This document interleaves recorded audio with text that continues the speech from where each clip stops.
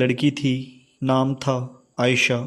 وہ ہر روز شام کو مسجد کے سامنے والے باغ میں آ کر بیٹھتی، ہمیشہ وہی بینچ، ہمیشہ وہی خاموشی۔ لوگ دیکھتے مگر کوئی کچھ نہ کہتا۔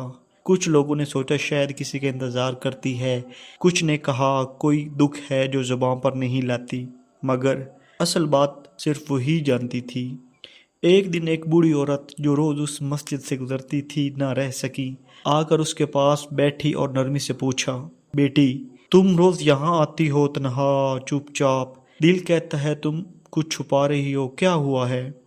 عائشہ نے مسکراہٹ میں آنسو چھپا لیے اور آہستہ سے کہا، میں دعا کرنے آتی ہوں اس کے لیے جس سے میں نے سچی محبت کی تھی۔ بوڑھی عورت نے حیرت سے پوچھا، وہ کون ہے؟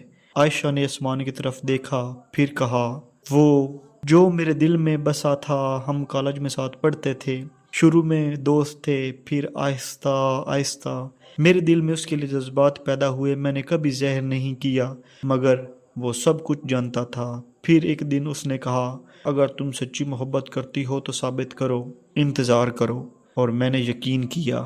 میں نے اس کی ہر بات مانی، اس کی خوشی میں اپنی خوشی چھوڑی، مگر وقت کے ساتھ ساتھ وہ بدل گیا، نہ رابطہ نہ ملاقات، بس خاموشی۔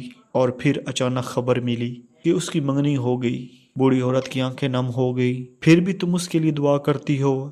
عائشہ نے دھیرے سے سر ہلایا اور کہا، ہاں، کیونکہ میں محبت میں ہاری نہیں۔ میں آج بھی اپنی دعا میں وفا کا دامن تھامے بیٹھی ہوں۔